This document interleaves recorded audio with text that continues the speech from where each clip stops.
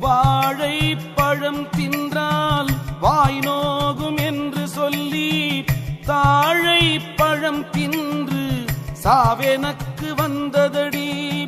தாழைப்பழத்தை விட்டு சாகாமற் சாகவல்லோ வாழைப்பழம் தின்றால் என் கண்ணம்மா வாழ்வெனக்கு வாராதோ.